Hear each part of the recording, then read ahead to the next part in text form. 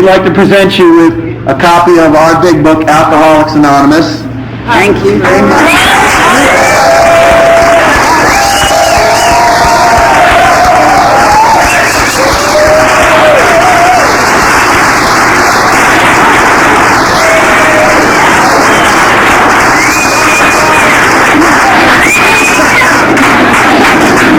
And if you're new and you're looking for a temporary sponsor, Midtown Group has a sponsorship list, and you can see Lynn in the back there if you want to pick up a temporary sponsor tonight.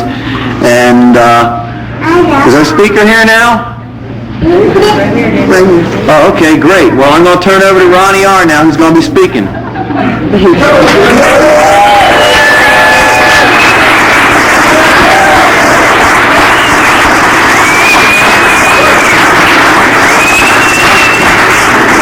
Good evening, my name's Ronnie, I'm chemically dependent. And I, first thing, would like to congratulate the group on the anniversary. It was not that long ago when I was coming in here from Arlington, Virginia, a newcomer, and one of the things that always kept me coming to this meeting was the enthusiasm. And I'm certainly filled with that tonight.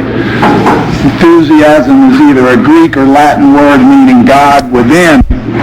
And I certainly feel the spirit in this room tonight. Congratulations to all the people that picked up chips. And I'm a little bit nervous tonight. A little bit Thanks. Thank you very much. I'm all right now. That's all I needed. I'm nervous because one of the things that I always try to talk to people I sponsor about is getting out of their comfort zone.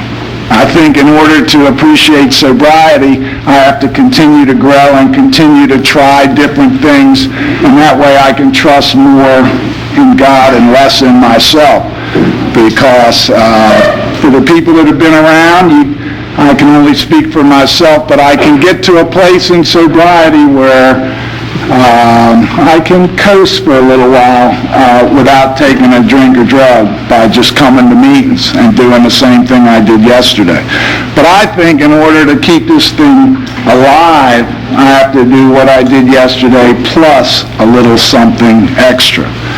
So what I want to do tonight is maybe spend more time talking about some moments in my sobriety that have made staying sober worthwhile. We had this sobriety countdown, and if I can make it about another month, I'll have 16 years without drinking and drugging. And if I spend the next 40 minutes talking to you about all the drugs and alcohol I've done, then I don't think I've come very far. I can tell you that I was a max man, and I did it all in my day. My sobriety date is January 19th, 1980, and I shot it and smoked it and drank it and made it and dealt it and they didn't have crack then, but they just didn't have crack then. But I don't have any opinion on that. But I shot coke and I smoked freebase and all of that, so I think I qualify. I heard a guy, the best way I can sum it up is drink, drug, drank, sink, sank, sunk. And that's the way I was. What my awareness today in this program is that I am an addictive, compulsive personality. In anything, whether it's sex or food or exercise or money or drugs or alcohol, anything that I find that I like, I can take to the max. I can go. So what I've been searching for almost 16 years is moderation. And I have a very I can't say that I've had a ton of success in that area, but what I've had to do is break my life up into about 6 different categories, and one is exercise and time in prayer and work and relationship and that type going to meetings, and I try to spend a little bit of time in each one of those. Give work a couple hours, give exercise 2 or 3 hours, give prayer. I wish I spent as much time in prayer as I did in exercise. I'd be a spiritual giant. So that qualifies me. What I'd like to talk about a little bit is what happens when you get sober and you've made a decision to stay sober and you're going to meetings and you got a sponsor and you're working the steps. What about the reality of life as far as the everyday thing? And that's what happened to me. I was living in Arlington, Virginia when I came into the program. I was fortunate enough to have guys like John M. in my life and Tom H. and some Frank R., some real positive role models, and I really was committed to this thing. I went every day, and still today go a lot of meetings. But I was 34 years old, and I had a high school education, hadn't worked in 8 years, had been on welfare and food stamps, and didn't have a whole lot of confidence.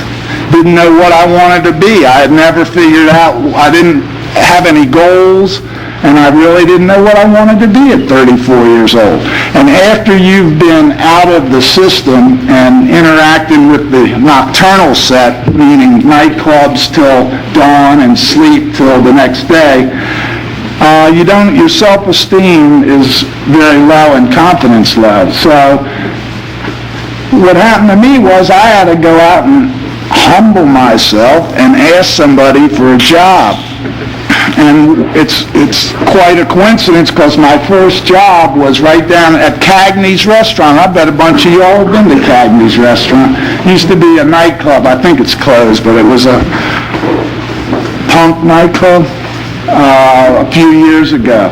But it wasn't when I was working there. But anyway, I went in there and asked them if they'd give me a job as a carpenter's helper, which I didn't know anything about carpentry, but I needed some kind of occupation. I needed to do something in order to keep me busy. Well, it wasn't very long till they figured out that I didn't know anything about it, and they were going to lay me off. Funds were running low. They were getting ready to open. We were constructing the restaurant at that time. And funds were running low, and they were going to let me go. And the guy said, look, I'll let you work 3 days a week. They were paying me minimum wage, by the way, minimum wage. And they said, well, you can keep working Monday, Wednesday, and Friday, but Tuesday and Thursday we'll let you go. And I said, look, I'm trying to stay sober, and I know that if I have Tuesday and Thursday off, that I'm going to get loaded, because I didn't trust myself. So I said, I'll work Tuesday and Thursday for free. And he went, what?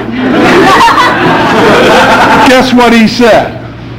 He didn't say no to that offer. So for the next 6 months or so, I worked free 2 days a week just so I wouldn't have that 8 hours a day to get, free time. Went to meetings every single night and just lived this thing. Then about, I don't know how it's been, a few months later, they were getting ready to open the restaurant. Well, now I guess I had about 6 months over. And by then I had gotten braces on my teeth, full braces, top and bottom. They worked pretty good, didn't they? Huh?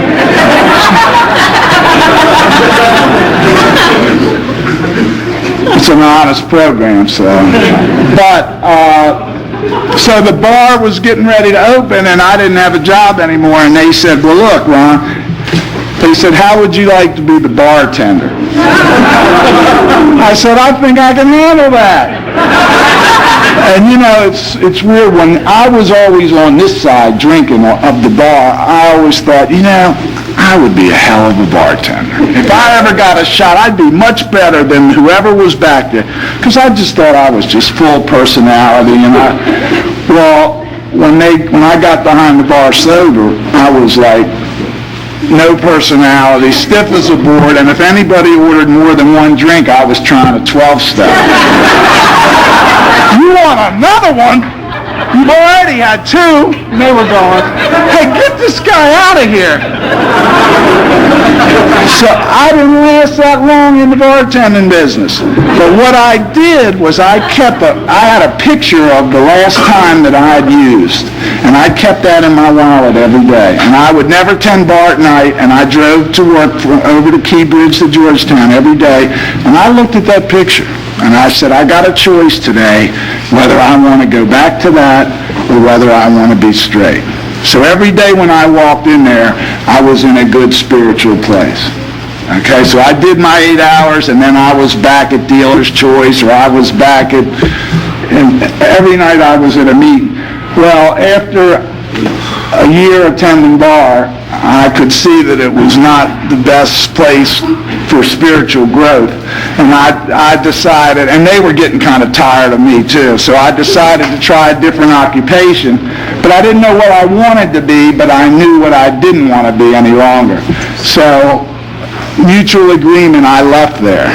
Well, the only thing I really had a lot of experience at was selling. I knew how to sell. I had done pretty well in that area for a while. And the worst thing that people ever told me, which I always tended to lay back on, was they always said, you know, Ronnie, you got a lot of potential. Have any of you ever heard that? You got a lot of potential. I said, well, I got a lot of potential. I'll act on it later, much later. So I always procrastinated. Thank you very much, Santa. So I always procrastinate. I'll take the applaud anywhere I get it. So I decided I was going to go out there and try sales. So I went out and I had saved a bunch of money, and I bought this suit, and I bought a nice pair of shoes, and I looked in the newspaper and I found a job. A sales job, and I went on that interview, and when I got there, there was about 50 people there. 50, and they all had attaché cases, and they all had resumes, and I was like standing there with my braces and my little 3-piece suit. I didn't even know what a resume was. That's the truth. And they didn't call me back for the job. I wasn't the one out of the 50 that got the job. So I was very disappointed about that. But for all you young people, which I include myself in that group, vocational rehab recognized at that time drug addiction and alcoholism as a mental illness or a disease. And they allowed me to go down there, and I took a course on how to write a resume. And they videotaped me. They did these mock interviews, and you go in there and pretend like somebody's the employer, and I was the employee, and then he videotaped me in front of the class, and then the class critiques you on how you did in the interview. And when I saw myself on the video, I didn't like what I saw. I was like, I know I could do a good job if you just give me a chance. If you just, please give me a chance. That isn't the way you go to get a sales position. That probably isn't the way you go to any position, get any position.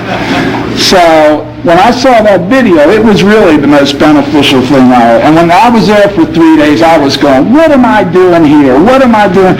But they helped me write a resume, and they, when I saw the way I was coming off, I changed my style a little. Anyway, what happened was my brother, who's in the program, was working for a major insurance company in this area, well, all over the nation. And I went in to get him for lunch one day. And I had like a Hawaiian shirt, white cutoffs, and I had saved a bunch of money. I was unemployed for 3 months now. I'd only been on one interview, was going to meetings at the Metropolis Club at noon, and here was a meeting maker, but I really had a lot of fear, and I wasn't putting a lot of action in my life. This is how God works in my life. I went in to see my brother to pick him up for lunch, and his boss happened to see me. And his boss said to my brother, who was very successful, he says, hey, how about your brother? Would he be any good in this business? And my brother looked at him and said, are you kidding me? He's a drug addict. He doesn't know anybody. He wouldn't have any market to call on. And the guy said, well, why don't you let me decide that? And he asked my brother if he'd mind if he we had an interview. So he called me up and asked me if I'd want to have lunch with him. Well, nobody else was calling me, asking me anything. So I said, yeah, I'll go have lunch with him. So I met him over somewhere at a Holiday Inn, I think in Tyson's Corner. And one thing I remember about the guy, he had initials on his shirt. He has initials, and I went, what? And this is like 15 years ago. I went, that's pretty sharp. That impressed me. But he was a real straightforward guy, and he looked me in the eye. And of course, I had no self-esteem, so the first thing, when the only thing you have, which is my most precious gift, but when the only thing you have is your sobriety, that's the first thing you tell people about. I mean, this guy never met me, and he says, well, what do you think about, coming to work? I said, I'm a drug addict and alcoholic. You know that. Got to be up front, honest program, tell you all about that's what I am, but I'm straight today, and I'm doing pretty good. And he said, yeah, well, okay, let's just deal. I said, I don't know anything about the insurance business or the investment business. Nobody'd ever called me, no wonder, asked me if I wanted to buy anything other than what I was selling. And so what happened was, one thing led to another, and I went in to see him for the first interview. So I go in there. They give you a test to see if you qualify. What they're looking for is a young married college grad with 1.5 child, own their own house, the kind of yuppie kind of guy that I am today probably, but that's what they were, that is not what I was then. And so they gave you the test. Well, the thing was, I was living in Arlington with a 71-year-old aunt because I didn't have anything. Remember, I was on welfare and food stamps when I got in here. So he let me take the test home. I said, good, because it was like 5 o'clock. He says, why don't you just take the test home? I said, okay. I already like the rules. Take the test home. So I took the test home, and my 71-year-old aunt had done pretty well for herself. So I bounced the test off of her, asked her a few questions. What do you think they mean? And they kind of try to trick you. They want to see what your social mobility is. So they ask you these questions like, would you rather go to the movies or be at a dance? Would you rather? And I'd say, what are they looking for? Somebody at peace with himself or somebody that likes to be with a lot of people? And there's a lot of tricky questions. And so I went in, turned the test in. We thought we did a pretty good job on that test. I didn't want to tell him I thought I aced it, but I thought, I was always a 70% guy. I'd get by the skin of my teeth. So he got the test, came back, says, well, how do you think you did on the test? I said, what's the best? How does it work? 19's the highest, 1's the lowest. I said, I think I got 11, playing it safe. He said, you got a 1. You got the lowest score ever in the history. Said it was my aunt's fault. She did. No, I didn't mention her. So I said, I got a 1. He said, yeah. I said, well, that's it. I stood up. I said, I guess I'm not meant for this business. He said, hold it. Hold it. Sit back down. He said, this is what I want you to do. I want you to write a letter telling us why you think you could do a good job with this company despite getting a 1 on the test. I said, who's going to, believe that? He said, just write the letter. I said, okay. So take it home with you. Write the letter at home. At the time, I was dating a young girl who had a master's degree, school teacher. Went home, said, hey, Pat, we got to write a letter. We got to write a letter about why I think I could do a good job despite getting a 1 on the test. We wrote a beautiful letter. She constructed it. I gave her a few. Of course, I gave her all the key ideas. We sent it up to New York to the home office. A week, 2 passed by. This is like the 7th interview going back and forth. I'm ready to quit after the first interview. Letter comes back, of course. got turned down for the job. They said, we don't care what you think. You got a 1 on the test. We don't hire any ones. No ones. I said, thanks a lot. I appreciate your effort, Jim, but he said, look, let me try one more thing. I'm going. He said, I want you to meet with the regional vice president down in Alexandria. I want him to see you in person. I said, you got to be kidding me. And the whole time I'm supposed to be taking this test. You got to get licensed to pass this test, which I hadn't been to school in 18 years. And so I'm studying by the pool for this test, and I'm going, man, I go down there to meet this guy. I get the suit on, I walk in, and he's like standing behind his big mahogany desk, got the nice rings and all white hair, looked like Perry White, a Superman, all decked out. He looks me straight in the eye, he says, why do you think you can do this job? He said, I can't believe that you're still coming back. See, they like that you're persistent. They like that. I said, let me tell you something. I said, I'm in recovery. I'm in the 12-step program. I said, I am climbing the highest mountain that I'm ever going to have to climb. I said, I was successful when I walked through this door, and I'm going to be successful when I leave, with or without the job. And that's what I learned in here. And he went, whoa. You know, a lot of Earth people never been talked to the way that we interact with each other in here. But I was dead serious. And he says, I'm going to give you a chance. He gave me the chance, and that was 15 years ago. In the first year, and any success I've had in my life is by the grace of God, because that's where the power comes from. And I give all the credit to God, and I take all the commissions.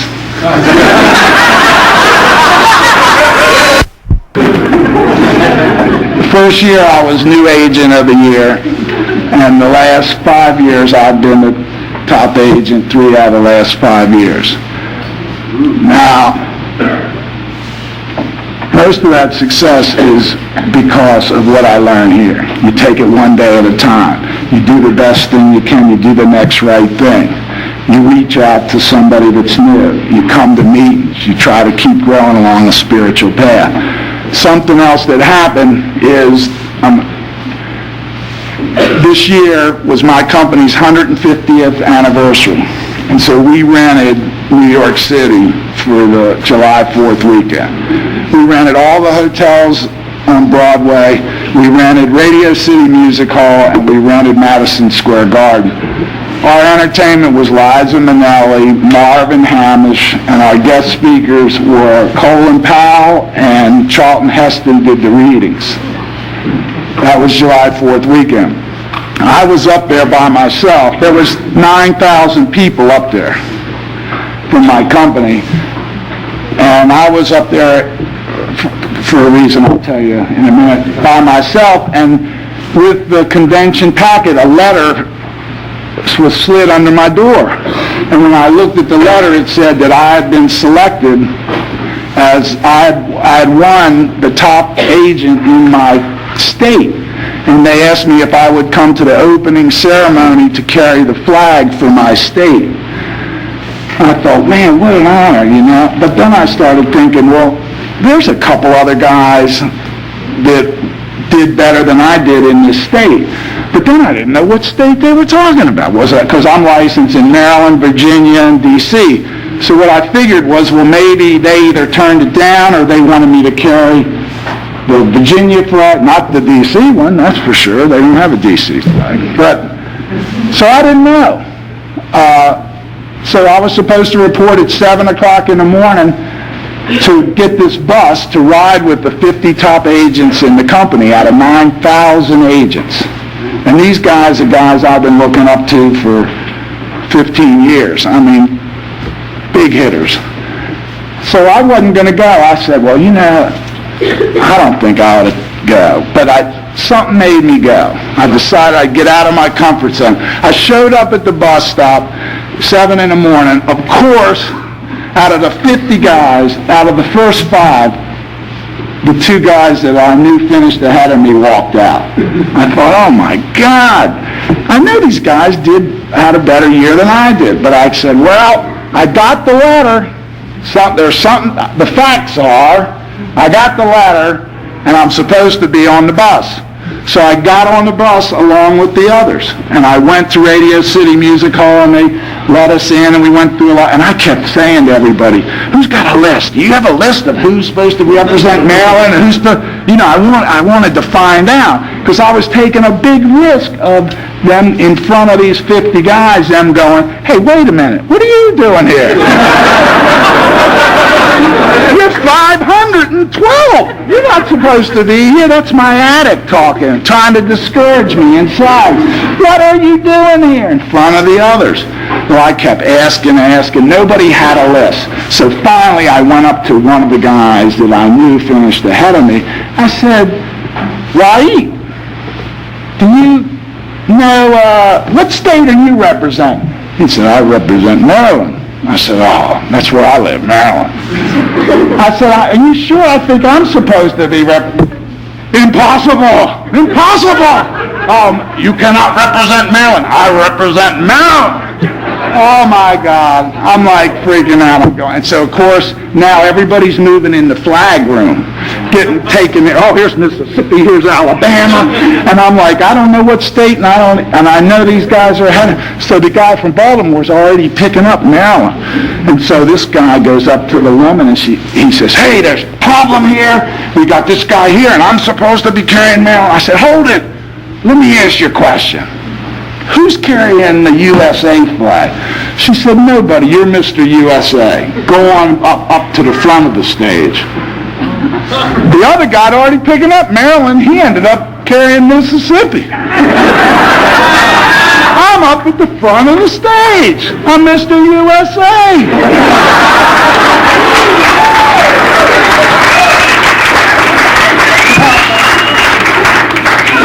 I'm thinking, they know I'm 50th out of everybody here. Somebody's going to bump me out of carrying the USA.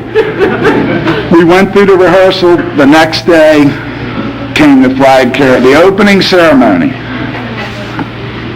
I'm up behind the stage there in the back. The ceremony opens. They come walking across the stage with the flags. There's 7,000 people there, insurance people from my company, all full, packed. It's July 4th. I'm backstage. They walk up, they play a little tune, they go to leave the steps. Here comes Mr. USA. I walk to the center of the stage, turn, there's 4 drummers behind me going, I'm like carrying this flag, and there's fireworks going off, fireworks all behind me, music playing, I'm going, I'm like this, floodlights, cameras, I'm going, holy cow. All the lights go out and they say, now our national anthem. And one of our agents came up and they had one light on me and on the agent singing. And I'm going to tell you, that changed my life. That changed my life. I will never take lightly about the United States. I will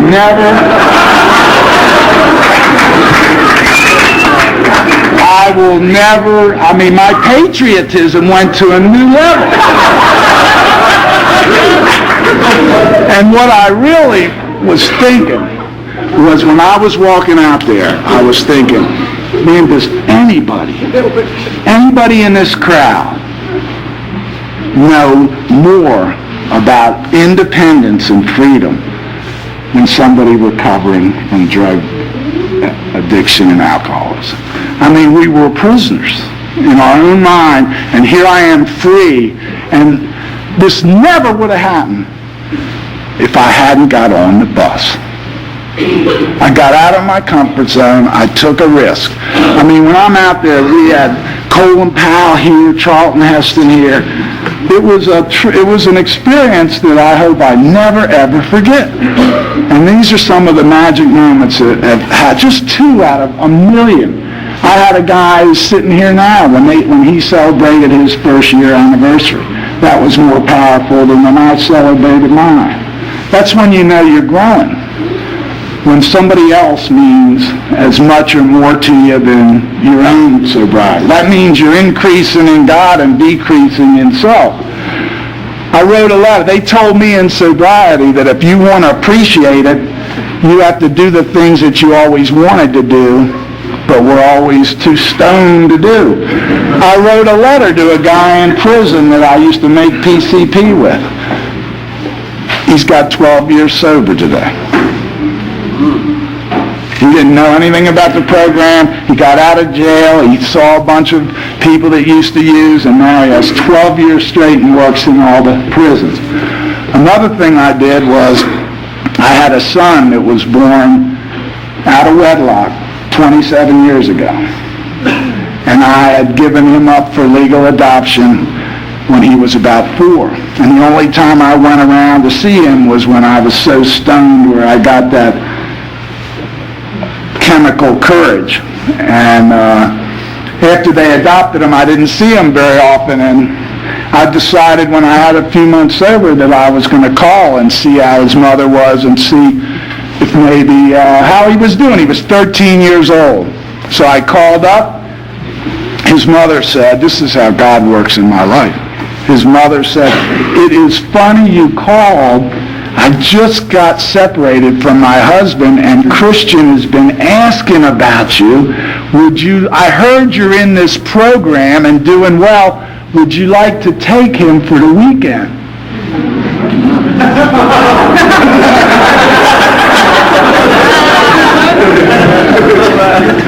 I couldn't believe it. I really couldn't believe that after all these years that she wouldn't let me take him to the 7-Eleven, much less take him for the weekend. So I picked him up. I knew he was doing lousy in school. I picked him up, got him in the car, said, how you doing? I didn't say son, because we weren't, How you doing, Chris? I'm doing great. How you doing? Stopped the car, because I was real serious about sobriety and took myself real serious. I said, look, son, if we're going to have a relationship here, it's got to be based on honesty. Now, I understand you're not doing very well, but a lot of that is my fault. I said, I haven't been around for a long time, but I'm going to try to make that up to you. I'm in this program now, and I'm getting my life together, and I'd like to build a relationship. He said, good. And then for the next 3 years, he took me to the cleaners. I took him sailing. I bought him coats. I took him to the Redskins. I tried to buy that affection back. I tried to get back in there. And he was slick, too. He was at that manipulative age. The younger slick slick the older slick. But even though we both were fighting it, the love was seeping through, and we were breaking down the walls. And one of the things that happened was I decided I'd take him to camp. I said, what? Because I was doing well. I was in this business, right? Making some money. I took him to I said, well, I'll take him to the camp that I went to. So I drove him down to, it was called, probably still there, Camp St. Charles. And we went down there, and it's funny, when you go to a camp when you're young, it seems like it's huge. Like when I first used to come to this meeting, this place seemed unbelievably huge. But when I went there with him, it seemed small. But anyway, he liked it, and by this time we had a relationship going for about 6 months, 8 months. I came back the next week, it was Parents' Day. And I came back to visit him, and I was jumping off the diving board and swimming and trying to be one of the guys. And I remember being on the diving board, and he was right behind me. And he was talking to a friend, and I went to dive off the diving board, and the friend said to him, "Chris, who is that guy?" And he says, "Man, that's my dad." And that might not mean anything to anybody here, but those are three of the most important words that have ever been said in my life and in my sobriety, because he had forgiven me. He was letting that guy know that I was okay, and I was back, and I was in. And we continued the relationship, and all I needed was, even though he wasn't able to express that to me, just me hearing that encouraged me to keep going and to pursue the relationship. And about 4 or 5 years later, he started playing high school football, and I never missed a football game that he was in. And he didn't play first string. He played his games in the daytime, and I'd go to every game and just sit there. And one game, they were ahead by a lot, and they put him in, and I was up in the grandstands, and somebody threw a pass. He was an end, and he caught the pass, touchdown. And the guy next to me said, "Man, who's that?" I said, "That's my son." The whole thing was worth it. You know, when you got those kind of relationships between your family, the people you sponsor, love conquers fear. I would like to end this thing by telling you that he's rolling along and doing fantastic, because he's 27 years old. But right now he owns a bar in Annapolis, and he's a drug dealer and alcoholic. He emulated the former part of me instead of the current. Nothing I can do about that. I'm a realist today, not an idealist. I believe in miracles, but I approach life very defensively.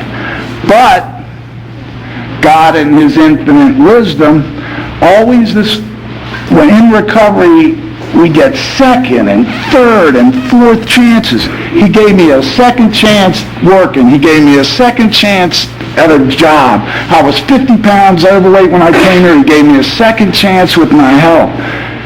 He gave me a second chance with my son. No matter what happens, nothing can be taken away. We had those 12, 15 years before he actively left. But God is even better to me, because January 17th, in my 50th year, I had a 21.5 in length and 8.5 pound baby boy, who's now 5 months old.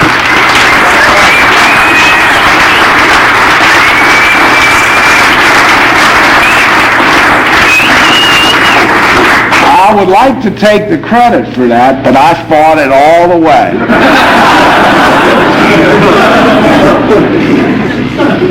Marrying younger women is a double-edged sword.